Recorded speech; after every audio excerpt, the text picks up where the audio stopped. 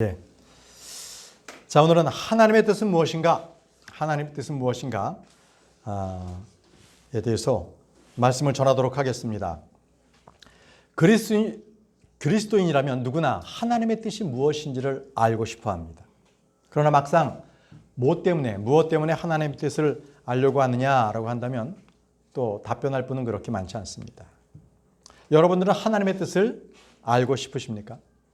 특별히 나에 대해서만 하나님의 뜻이 있는데 그것을 알고 싶지 않으십니까?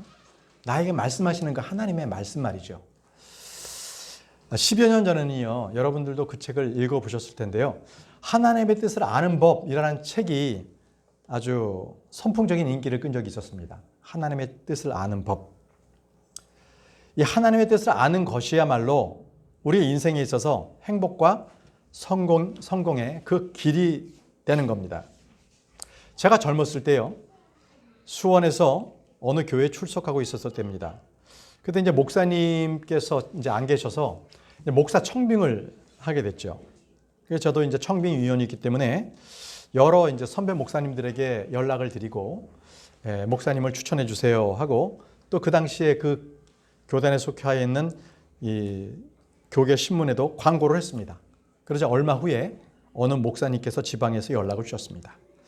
본인이 기도했더니 성령님께서 너는 그 교회로 가라 했기 때문에 본인이 그 교회로 오는 것이 성령님의 뜻, 하나님의 뜻이다 이렇게 하시면서 저에게 연락을 해오셨습니다. 좀 난감했습니다.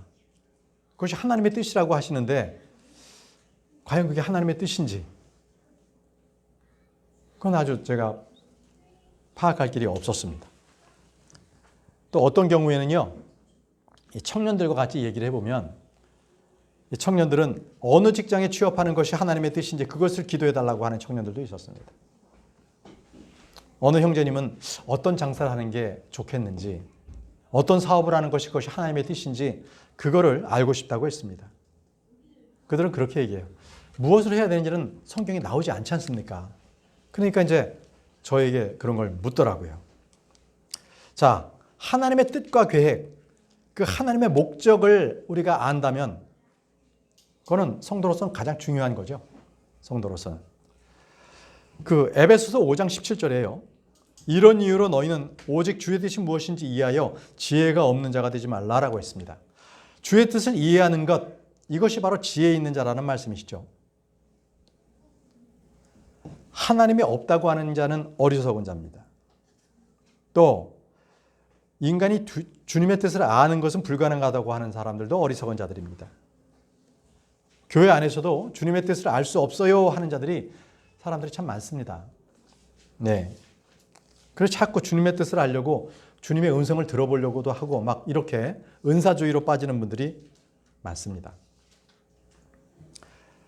주님께서는요, 주님의 뜻을 행하는 자가 내 형제요 자매요 어머니라고 말씀하셨습니다. 또 주님의 뜻을 알고 행하는 자는 그렇지 않은 자보다 더 많은 채찍을 맞는다라고 말씀하셨습니다. 누가복음 12장 47절 말씀에 그리고 자기 소유주의 뜻을 알고도 스스로 예비하지 않았고 그의 뜻대로 행하지 않는 그 종은 많은 채찍들로 맞으리라 라고 했습니다. 그러니까 누구보다도 더 많이 하나님의 말씀을 알고 있다. 또 주인의 뜻을 알고 있다면 더 많이 그 말씀에 순종해야 된다는 거예요. 알고 행하지 않는다면 더 많은 채찍질을 맞는다고 말씀하셨습니다. 먼저 우리는 주의 뜻이 무엇인지를 먼저 배워야 하겠죠. 주님의 뜻이 무엇인가? 시편 143편 10절 말씀에 저를 가르치시어 당신의 뜻을 행하게 하소서. 당신께서는 나의 하나님이시기 때문이니이다. 당신의 영은 선하시니이다. 올바른 지역 가운데로 저를 이끄소서라고 했습니다. 당신의 뜻을 행하게 하소서. 당신의 뜻을 행하게 하소서. 자, 그렇기 때문에 하나님의 뜻을 아는 것은 우리가 신비한 체험이나 환상을 봐서 꿈이나 천사들의 계시를 받아서 알 수 있는 것이 아닙니다. 구약의 예언자들은요, 현시나 꿈이나 특별 계시를 통해서 그렇게 알았습니다. 그렇기 때문에 그것을 세대적으로 구분을 잘 못하는 성도들은 나에게도 그렇게 구약의 예언자들처럼 뭔가 무아지경에 빠지고 황홀경에 빠져서 주의 음성을 들으려고 그렇게 마음을 먹는 사람도 있습니다. 그렇지만 만약에 그렇게 해서 그러한 주의 음성을 들었다 한들 그것은 주의 음성이 아니라 마귀의 속임수입니다. 주님께서 그렇게 말씀하시지 않습니다. 주님의 뜻은 우리가 가지고 있는 성경 말씀을 통해서 우리 속에서 그대로 말씀해 주고 계십니다. 그래서 우리가 주님의 뜻을 알고 싶다? 그러면 성경 말씀을 읽으십시오. 다윗은 말했습니다. 시편 40편 8절 말씀에 오 나의 하나님이여 제가 당신의 뜻을 행하기를 크게 즐거워하나이다. 진정 당신의 법은 저의 마음속에 있나이다. 자, 당신의 법이 내 마음속에 있다고 했습니다. 이것은 바로 하나님의 말씀을 내 마음속에 그대로 가지고 쌓아둔 겁니다. 예수님께서는 이 땅의 공생기간 동안에 이렇게 말씀하셨어요. 제가 원하는 것이 아니라 당신께서 하나님 당신께서 원하시는 것을 하옵소서라고 기도했습니다. 주님의 관심은 오직 아버지의 뜻에 있었습니다. 주님께서는요. 아버지의 뜻을 행하려고 이 땅에 오셨습니다. 그래서 주님께서는 크리스천들에게 너의 자아를 실현해라. 너의 꿈과 목표를 실현해라. 이렇게 말씀하신 적이 없습니다. 자기의 만족이나 자기의 영광을 구하라고 말씀하신 적도 없습니다. 그러나 많은 이들이 나의 뜻을 행하려고 나의 목적을 이루려고 그것이 믿음으로 하면 잘하는 줄 알고 그렇게 잘못된 길로 가고 있는 이들이 있습니다. 그러나 주님께서 먼저 구하라는 것이 있습니다. 마태복음 6장 10절에는요. 제자들에게 이렇게 말씀하셨습니다. 당신의 왕국이 임하기를 바라오며 당신의 뜻이 하늘에서 이루어진 것 같이 그 뜻이 땅에서도 이루어지기를 바라옵나이다. 이렇게 기도하라고 주님께서 제자들에게 기도의 방법을 알려주셨습니다. 무엇이요? 하나님의 뜻이 이 땅 가운데 이루어지기를 기도하라는 것입니다. 그러면 하나님의 뜻에는 어떤 것이 있어서 우리가 그 뜻대로 기도를 해야 합니까? 그 뜻이 이루어지기를 우리가 기도해야 된다는 것입니다. 어떤 것이 있습니까? 바로 하나님의 뜻에는 오늘 우리가 살펴본 본문 말씀에는요. 하나님의 뜻이 세 가지가 있었습니다. 다 같이 로마서 12장 2절을 다시 한번 펴시기 바랍니다. 로마서 12장 2절. 그런즉 이 세상에 동화되지 말고 오히려 너희는 너희의 생각을 새롭게 함으로써 변화를 받아 너희로 하여금 하나님의 선하신 뜻과 첫 번째 나왔습니다. 하나님의 선하신 뜻. 기꺼이 받으실 만한 뜻. 두 번째 나왔습니다. 기꺼이 받으실 만한 뜻. 그리고 세 번째 완전하신 뜻이 무엇인지 입증하게 하려 합니다. 자, 세 번째 완전하게 하시는 뜻. 이렇게 세 가지가 있습니다. 자, 이 세 가지를 오늘 말씀을 살펴보려고 합니다. 먼저 하나님의 선하신 뜻이 무엇인가? 첫 번째 하나님의 선하신 뜻입니다. 하나님의 선하신 뜻은요. 그릇되이 죄를 행하지 말라는 겁니다. 죄의 길로 걷지 말라. 이것이 바로 선하게 행하라 하시는 하나님의 말씀입니다. 많은 크리스찬들이요. 기도도 하고요. 성경도 읽고 교회를 대수인으로 나가려고 하고 교회 행사에 참여합니다. 그리고 자신을 양심적으로 살려고 하는 거죠. 바로 이렇게 사는 것이 하나님의 선하신 뜻입니다.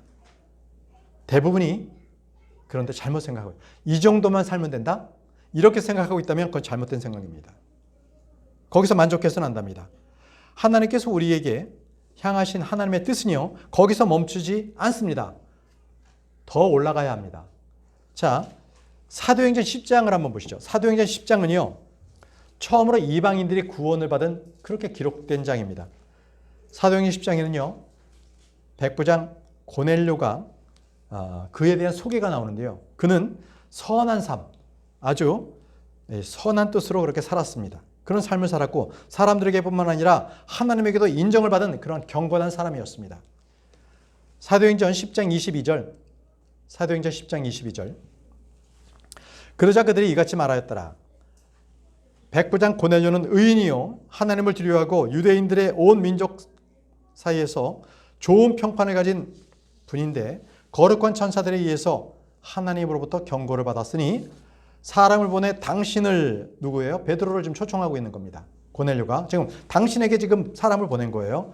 그의 집안으로 모시고 당신의 말씀을 들으라 하셨나이다. 자, 이제 고넬료가요. 그렇게 선한 일을 했던 사람이에요. 유대인들에게도 참 잘 베풀었던 그러한 로마인 군병 백부장이었습니다. 그런데 그에게 천사가 나타나서 자, 너는 요바에 있는 그 베드로에게 그가 오라고 이렇게 해라 해서 사람을 보냈던 겁니다.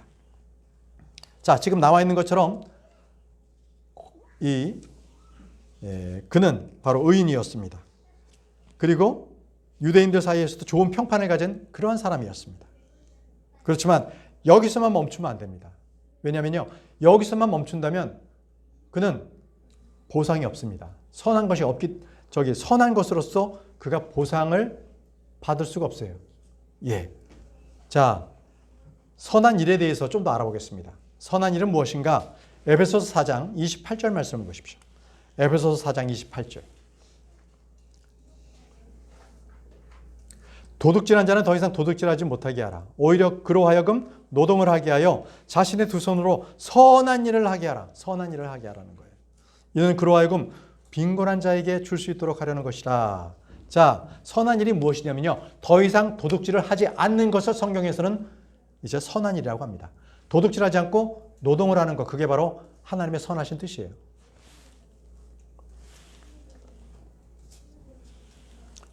우리가 일하는 것은요, 내가 잘 먹고 잘 살기 위한 것이 아니라 성경 말씀은 분명히 궁핍한 자에게, 빈곤한 자에게 그것을 주라는 것입니다. 결코 우리가 부자가 되기 위해서 우리가 돈 벌려 하는 것이 아니죠. 잠언 23장 4절 말씀을 보십시오. 잠언 23장 4절. 부자가 되려고 애쓰지 말라. 너 자신의 지혜에 의존하기를 그치라. 이렇게 말씀하셨습니다. 우리가 일하는 목적이 누군가를 돕기 위해서, 그리고 우리가 도움을 주기 위해서, 선을 위해서 행하는 일, 바로 그것은 노동이 이제는 더 이상 힘든 일이 아니라 우리로 하여금 하나님을 위한 사역이 되게 됩니다. 여러분의 일터가 더 이상 여러분의 어떤 노동을 하는 곳 장소가 아니라 여러분의 사역지가 되는 것이죠. 그래서 여러분들은 어디서든 무슨 일을 하든요, 말씀대로 그 말씀에 따라서 일을 할 때 그 자체의 일이 사역이 됩니다. 이것이 바로 하나님의 선하신 뜻이라고 합니다. 하나님의 선하신 뜻. 자, 두 번째를 보겠습니다. 두 번째 하나님의 뜻은요, 기꺼이 받으실 만한 뜻. 기꺼이 받으실 만한 뜻이 하나님의 뜻입니다. acceptable will, acceptable will, 기꺼이 받으실 만한 뜻. 근데 이 기꺼이 받으실 만한 이 하나님의 뜻은요, 내 뜻과 내 생각과 다를 수가 있습니다. 그래서 어떠한 우리가 행동을 하려고 할 때에도요, 내가 지금 하려고 하는 것이 하나님께서 받으실 만한 뜻인가? 이것을 먼저 생각해 봐야 돼요. 아니면 하나님의 뜻과 내 생각은 완전히 다른 길로 갈 수가 있습니다. 만약에 우리가 다른 길로 간다면 하나님의 기뻐하신 뜻이 아니죠. 완전한 하나님의 뜻이 아니기 때문에 그는 그리스도의 심판석에서 상급과 보상에 대해서 그는 받지 못하실 것입니다. 물론 그럼에도 불구하고 하나님께서는 그 모든 일들에서 합력하여 선을 이루게 하십니다.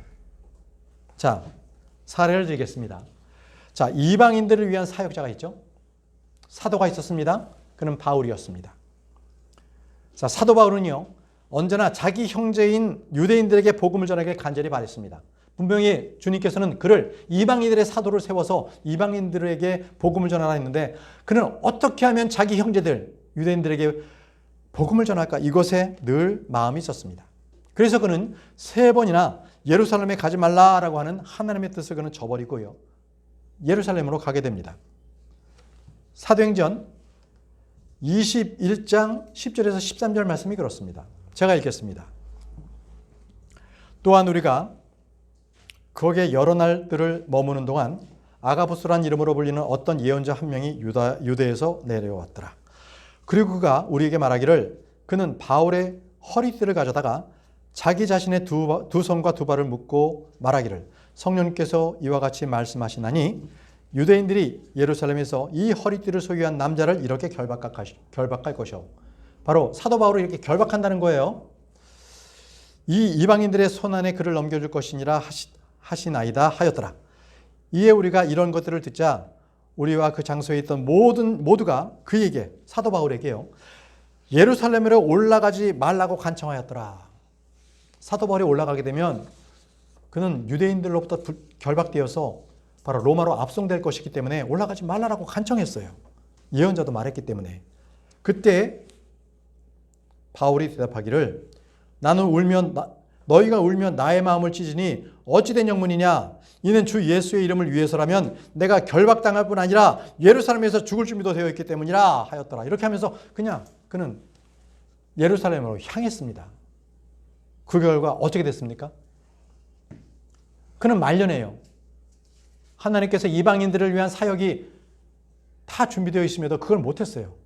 그리고 그냥 계속 끌려다니다가 결국에는 로마의 옥중에서 목을 베어서 죽고 말죠. 하나님께서 베풀어 놓으신 그 모든 사역의 계획들을 했다면 그는 순탄한 사역을 했을 거예요. 근데 그것을 저버리고 자기의 뜻, 하나님께서 기꺼이 받으실 만한 뜻이 아니라 그냥 자기의 뜻을 행하는 바람에 그의 사역은 노년에 너무나 힘들었어요. 추위와 배고픔에 감옥에서 그런 맞이했어야 됐거든요. 그러나 그럼에도 불구하고 그의 감옥 생활을 통해서도 주님께서는 일을 시키셨어요. 그래서 이방인들에게 말씀을 전하도록 하신 것이죠. 물론 acceptable will, 받으실 만한 하나님의 뜻은 주님께서 받으시는 겁니다. 네, 여러분, 중요한 것은요, 우리가 받으실 만한 뜻 이외에도요, 완전하신 뜻에 우리가 도달해야 되는 거예요. 하나님의 완전하신 뜻. 그러려면 내가 전적으로 주님 앞에 굴복해야 됩니다. 하나님 앞에 굴복하지 않으면 하나님께서 원하시는 그 완전하신 뜻을 우리는 행할 수 없어요. 그래서 에베소서 5장 10절에는요. 주께서 기꺼이 받으실 만한 것이 무엇인지 입증하라고 했습니다. 입증하라. 주께서 기꺼이 받으실 만한 것이 무엇인지 입증해 보라는 것입니다. 뭡니까? 주님께서 기꺼이 받으시는 것이 은과 금은 아닐 것입니다. 그렇죠? 우리에게 뭔가 속죄물을 바치라는 것도 아니실 거고요. 우리의 땀과 피를 주님을 위해서 바치라 이런 것도 아니실 것입니다. 자, 무엇을 바쳐야 합니까? 미가서 6장 6절에서 8절 말씀에 나와 있습니다. 무엇을 주님께 드려야 되는 것인가? 내가 무엇을 가지고 주 앞에 나가며 높으신 하나님 앞에 내 몸을 숙여 절할까? 내가 번제물들을 가지고 1년 된 송아지들을 가지고 그분 앞에 나갈까? 주께서 수천의 순양들이나 수만의 기름의 강물들을 기뻐하실까? 내가 나의 불법으로 인하여 나의 첫 태생을, 나의 혼의 죄로 인하여 내 몸에 열매를 내어드릴까? 오 사람아, 그분께서 무엇이 선한 것인지 너에게 보이셨도다. 그런즉 주께서 너에게 요구하시는 것은 오직 정의롭게 행하고 자비를 사랑하며 너의 하나님과 겸손하게 동행하는 것이 아니냐. 주님께서는요, 주님의 말씀대로 나와 함께 동행하시는 것, 그 요구하시는 것을 그대로 따르는 것을 원하십니다. 그렇기 때문에 주님께서 요구하시는 것, 주님께서 기꺼이 받으실 만한 것, 그것을 알아야 할 뿐 아니라 그것을 우리는 입증해야 합니다. 입증하지 않는다면요, 우리는 맛없는 소금이 돼요. 구원은 받았지만 세상에 짜게 되는 그 노릇을 못한다는 거죠. 마태복음 5장 13절 말씀에 너희는 땅의 소금이라. 그러나 만일 소금이 그 맛을 잊는다면 무엇으로 그것이 짜게 되겠느냐. 그것은 그때부터 아무 쓸모가 없으니 다만 내던져지고 사람들의 발 아래 밟힐 뿐이라 이렇게 말씀하셨습니다. 왜요? 소금이 맛이 없기 때문에, 소금으로 간할 수가 없기 때문에, 소독의 역할이 없기 때문에 그냥 땅에 버려버리게 되는 거죠. 자, 구원받았다고 해서 다 똑같은 성도가 아닙니다. 구원받았다고 해서 다 영적인 사람이 아니죠. 육신적인 사람이 있는 거예요. 그래서 구원은 받았지만 아무 맛도 내지 않는다. 바로 그런 성도들이 있다는 겁니다. 그들이 바로 맛을 잃은 성도다. 이렇게 맛을 잃은 소금과 같은 자다. 이렇게 말씀을 드릴 수가 있습니다. 그래서요, 주님께 경배하는 사람도 가지각생입니다. 어떤 사람은 주님께서 받으실 만한 것을 아닌 걸 가지고 구역구역 주님께 나와서 자기가 원하는 것을 드리려다가 결국 주님께서 원하는 것을 주님께서 원하는 것이 아니기 때문에 받지 않은 경우도 있습니다. 그런 경우가 가인이 그렇습니다. 가인은 저주받은 땅에서 나는 그 농작물을 바치려고 했죠. 주님께서는 저주받은 땅에서 나는 것을 원치 않으셨어요. 뭘 원하셨어요? 동물의 피. 그 피를 바치기 원하셨죠.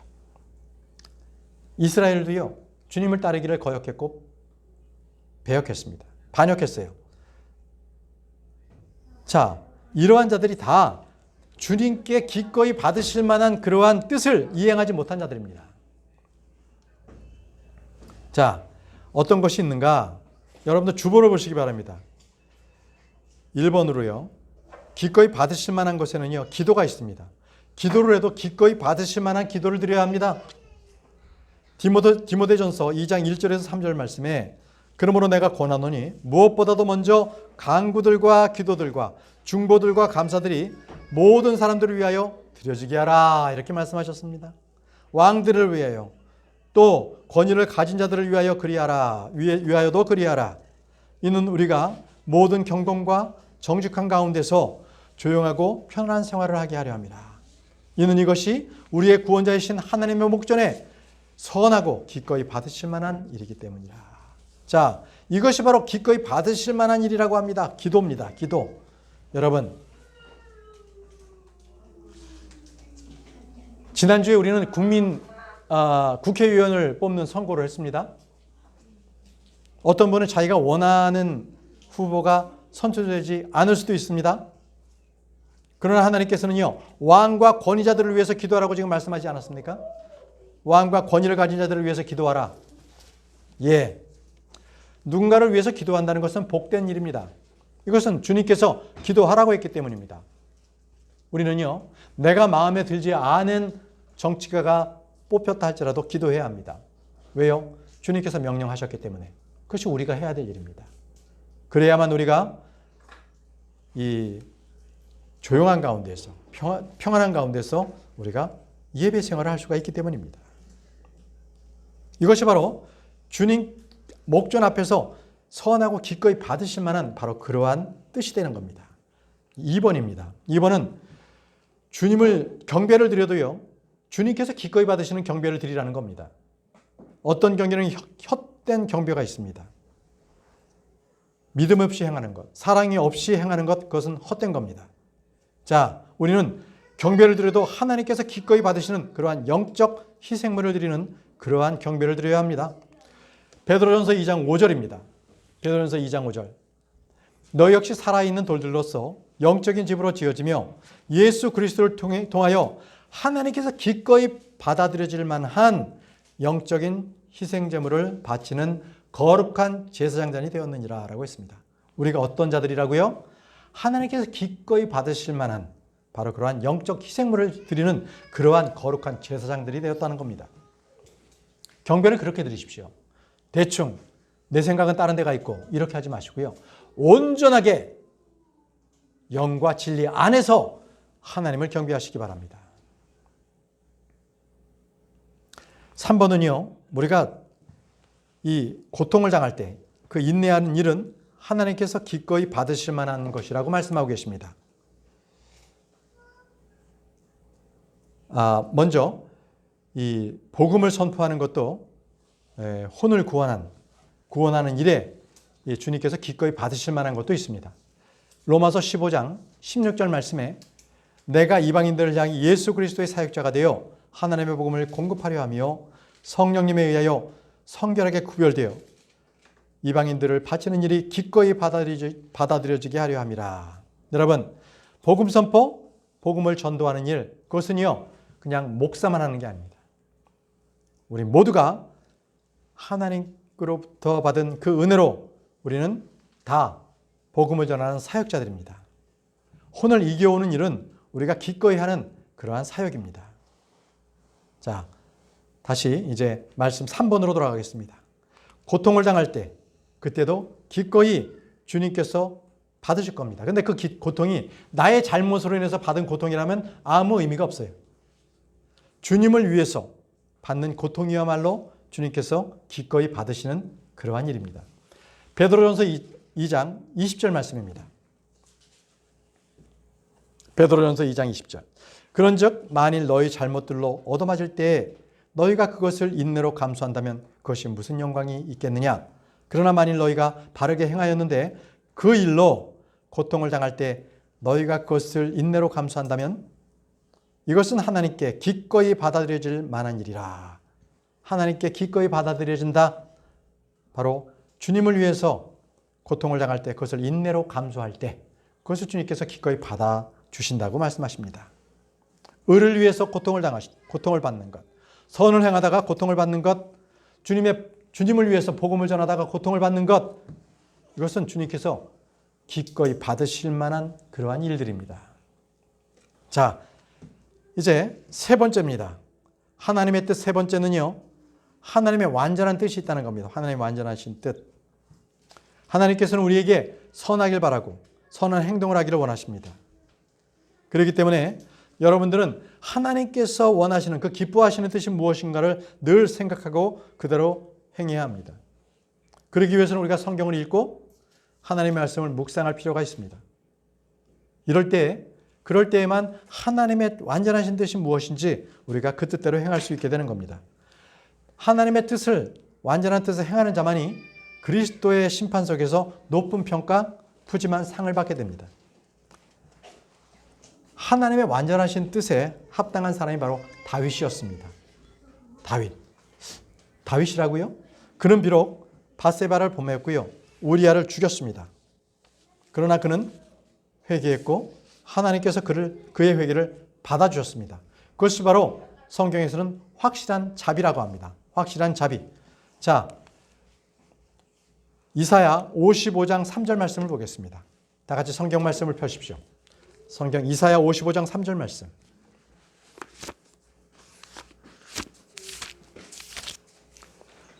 이사야 55장 3절 말씀입니다.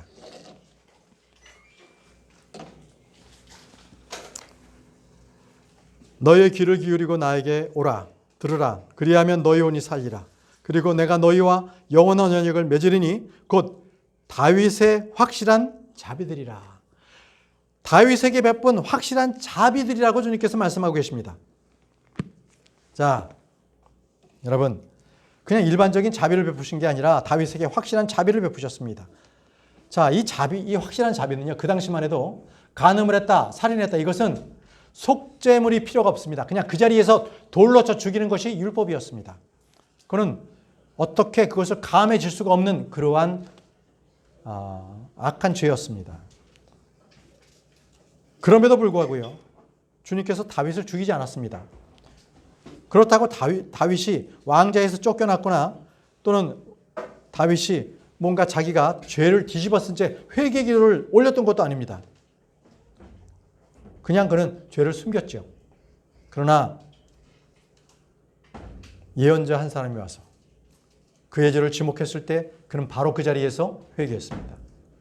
주님께서는 그 회개를 받아주셨죠. 그래서 다윗은 그때서야 비로소 이제 자기의 죄를 회개했다는 것을 이렇게 시편에 이렇게 기록합니다. 시편 32편 5절 말씀. 시편 32편 5절 말씀. 제가 당신께 저의 죄를 인정하였으며 제가 저의 죄악을 숨겨오지 아니하였나이다. 제가 말씀드리기를 저는 주께 저의 불법을 시인하겠나이다 하였나이다. 그러자 당신께서 제 죄에서 나온 죄악을 용서하셨나이다. 셀라. 이것이 바로 다윗의 고백이었습니다. 주님께서는 그의 죄를 치우셨습니다. 용서하셨습니다. 다윗이 한 일이라고는 자기 죄를 시인한 것, 자백한 것뿐이 없습니다. 그런데도 주님께서는요, 그에게 그 죄를 완전히 치워버리신 겁니다. 이것이 바로 다윗에게 베푼 확실한 자비인 것입니다. 이것이 왜 우리에게 중요하냐면요, 바로 다윗에게 베푼 자비가 바로 저와 여러분들에게 베푼 바로 그러한 복된 소식, 복음이기 때문에 그렇습니다. 복음이 없다면 저와 여러분들은 아직도 죄의 굴레 안에서 우리는 죄악 가운데 있었을 것입니다. 그러나 예수 그리스도를 믿음으로 우리는 더 이상 죄의 굴레에 속하지 않게 되었습니다. 바로 다윗에게 베푸신 바로 확실한 그 자비를 내게 베풀어 주셨기 때문에 저와 여러분들은 더 이상 죄의 문제로 인해서 고통받을 필요가 없게 되었습니다. 심판이나 정죄나 저주를 받을 필요도 없게 되었던 것입니다. 로마서 4장 6절에서 8절 말씀을 보십시오. 로마서 4장 6절에서 8절 말씀. 곧 행위들 없이 하나님께서 의를 전가하시는 사람의 복을 다윗 또한 묘사하는 것 같으니 말하기를 죄악들이 용서되고 죄들이 가려진 자들은 복되도다. 죄악들이 용서되고 죄들이 가려진 자들은 복되도다. 주께서 그에게 죄를 전가하지 아니하실 사람은 복되도다 하였도다. 이렇게 말씀하셨습니다. 다윗은 자신의 죄와 불법들이 아무런 행위가 없이 그는 가려졌습니다. 주님께서는 더 이상 그에게 죄에 대해서 말씀하지 아니하시고 그의 불법들을 용서해 주셨습니다. 그를 의롭다고 하셨습니다. 여러분, 주님께서는 다윗 한 명에게만 이 은혜를 베푸신 것이 아니라 바로 새로운 영존하는 언약을 우리에게도 그대로 언약을 주셨습니다. 그것이 뉴 테스트먼트, 우리에게 주신 바로 복음입니다.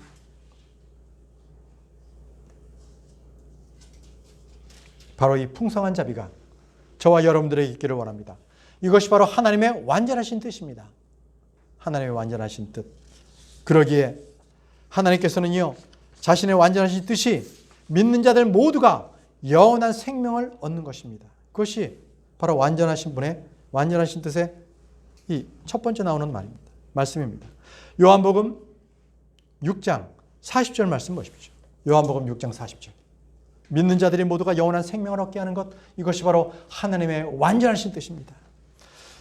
그리고 이것이 나를 보내신 분의 뜻이니 곧 아들을 보고 그를 믿는 모든 이마다 영원한 생명을 얻게 하려 하심이라. 영원한 생명을 얻게 하려 하심이라. 그런즉 내가 그를 마지막 날에 일으켜 세우리라. 이것이 바로 주님께서 우리에게 생명을 주신 바로 완전하신 뜻입니다. 죄인들을 회개하는 것, 그리고 복음을 믿고 영원한 생명을 얻는 것, 그리고 하나님의 아들이 되는 권능을 얻는 것, 이것이 바로 아버지의 뜻입니다. 여러분, 저와 여러분들은 하나님의 뜻을 행하는 것은, 그것을 아는 것은 결코 어렵지 않습니다. 모든 성경 기록에 모두 다 기록이 되어 있기 때문에 그렇습니다. 그 말씀을 읽고 알았다면 그 말씀대로 하십시오. 그런데 그 말씀을 읽고 알면서도 그 말씀대로 안 하려고 합니다. 그것이 바로 죄입니다. 자, 2번을 보십시오. 주보의 2번에 하나님의 완전하신 뜻은 성도의 성결입니다. 하나님의 완전하신 뜻은 성도의 성결. 데살로니가전서 4장 3절에서 4절 말씀입니다. 데살로니가전서 4장 3절에서 4절 말씀. 하나님의 뜻은 이것이기 때문이니 곧 너희의 선결이라. 하나님의 뜻은 너희의 성결이라고 말씀하십니다. 이는 너희로 하여금 음행을 단절하게 하려 하며 너희 가운데 있는 모든 자마다 어떻게 자신의 그릇을 성결과 정결 가운데서 소유하는지 알게 하려 함이며 라고 했습니다. 예, 선결이야말로 주님의 성품을 가장 잘 드러내는 말씀입니다. 내가 거룩하니 너희도 거룩하라고 주님께서 말씀하셨습니다. 우리의 마음과 몸과 혼을 더럽힌다면 그는 성결한 것이 아닙니다. 그것이 직장인들과 함께 같이 회식 자리를 간다든지 또 학교에서 수학여행을 떠난다든지 아니면 사업상 거래처를 만난다든지 이 모임을 통해서 내 몸과 마음이 더럽혀진다면 당연히 그 자리를 피해야 합니다. 가족 모임이라 할지라도 그 모임이 거룩하지 않는다면 그 자리를 피해야 합니다. 이것은 고민할 필요도 없습니다. 기도할 필요도 없어요. 그는 내 마음에 하나님의 말씀을 순종할 의지가 있느냐, 믿음대로 살고자 할 마음이 있느냐, 그것뿐입니다. 3번 보십시오. 3번에는요, 하나님의 완전하신 뜻은 매사에 감사를 드리라는 겁니다. 매사에 감사를 드리라. 데살로니가전서 5장 18절 말씀에 매사에 감사를 드리라. 이것이 그리스도 예수 안에서 너희에 관한 누구의 뜻? 하나님의 뜻이기 때문이라. 하나님의 뜻이라고 말씀하고 계십니다. 그냥 일반적인 감사로 하는 것이 아니라 모든 일에 감사하고 말씀하셨습니다. 이것은 결코 쉽지 않습니다. 모든 일에 감사하는 것, 나에 일어난 모든 일에 대해서 이것이 다 하나님의 주권 아래에 있다. 하나님의 섭리의 손길이다. 이것을 인식해야만 모든 일에 감사하게 됩니다. 여러분, 우리 교회에 어느 성도님들이 나왔다고 생각하십시오. 근데 그분이 나오다가 교회를 안 나왔어요. 교회를 나왔을 때는 하나님께 감사하다고 했는데 그분이 떠났어요. 근데 그때는 감사함이 안 나와. 이러면 안 된다는 거예요. 그분이 떠나도 하나님의 섭리가 계시는구나. 어떤 다른 뜻이 아니라 그분이 본인의 의향에 의해서 나갔다면 그것은 하나님께서 우리에게 허락하신 거예요. 하나님의 뜻입니다. 그것도 감사를 해야 된다는 겁니다. 이것이 바로 하나님의 뜻인 거죠. 우리에게 불편한 일이 있고 불쾌한 일이 있다고 해서 불평과 짜증, 원망을 한다면 그것은 결코 하나님의 뜻이 아닙니다. 어떤 면에서 직장에 하는 일이 어렵더라도 하나님께 감사하십시오. 또는 내가 잘못해서 죄로 인해서 하나님으로부터 내가 징계를 받고 있다. 그래서 일이 되지도 않고 있다. 이걸 느끼셨다면 그 일로 감사하십시오. 감사하십시오. 그 일을 하지 않는 게 도리어 하나님께서 원하시는 것입니다. 네 번째를 보십시오. 4번. 남은 생애를 자기 육신의 정욕대로 살지 않는 것, 이것이 바로 하나님의 뜻입니다. 자기 육신의 정욕대로 살지 않는 것. 베드로전서 4장 2절입니다. 베드로전서 4장 2절에 이는 그가 더 이상 그의 육체 안에 있는 자신의 남은 시간을 사람들의 정욕들에 따라 살지 아니하고 다만 하나님의 뜻에 따라 살게 하려 함이라. 자, 사람들의 뜻, 정욕들에 따라 살지 아니하고 다만 하나님의 뜻에 따라 살게 하려 함이라. 자, 사람들의 정욕이 무엇입니까? 그것은 바로 저와 여러분들이 구원받기 전의 모습이 아닙니까? 그런데 구원받은 이후에도 똑같이 예전의 정욕대로 살아간다? 자, 그는 진정 구원받았다면 하나님으로부터 아주 심각한 심판을 받을 겁니다. 어쩌면 이 살고 있는 동안에 그의 목숨을 앗아갈 수도 있습니다. 아니면 자기에게 심각한 병을 줄 수 있습니다. 그 이전에 빨리 회개를 하셔야 됩니다. 구원받기 전에 그 모습과는 달라야 되는 거죠. 현재 세상 사람들이 살아가는 모습이 지금 나의 모습이라면 그것은 심각한 겁니다. 그건 돈 많이 벌고 더 좋은 것을 입고 더 좋은 것을 소유하고 싶은 그러한 정욕이 있다는 것이죠. 그들은, 세상 사람들은 하나님이 자기의 배거든요. 배가 자신의 하나님이에요. 그들에게는 지칠 줄 모르는 그 욕망이 있습니다. 탐심이 있습니다. 색욕이 있습니다. 더러운 욕정이 있습니다. 그러나 저와 여러분들은 이제 육체의 남은 생애를 그렇게 살아서는 안 되지 않겠습니까? 몸을 관리하십시오. 돈을 목표로 살 수 없습니다. 명예와 권력을 추구하는 것이 목표가 될 수 없습니다. 우리의 남은 삶은 오직 주 예수 그리스도를 위해서, 주님을 위해서 죽고 먹고 마시고 무엇을 하든지 그분의 영광을 위해서 하는 그러한 저와 여러분들이 되길 바랍니다. 여러분, 하나님의 뜻대로 살고자 한다면 하나님의 뜻을 구하시기 바랍니다. 주의 말씀에 계시는 뜻이 무엇인지 읽고 그대로 순종하시기 바랍니다. 그리고 그대로 살리라 결단하시기 바랍니다. 그러나 하나님의 뜻이 아닌 것을 자기의 뜻대로 계속적으로 옛날의 정욕대로 산다면 그것은 하나님께서 원하시는 것이 아닙니다.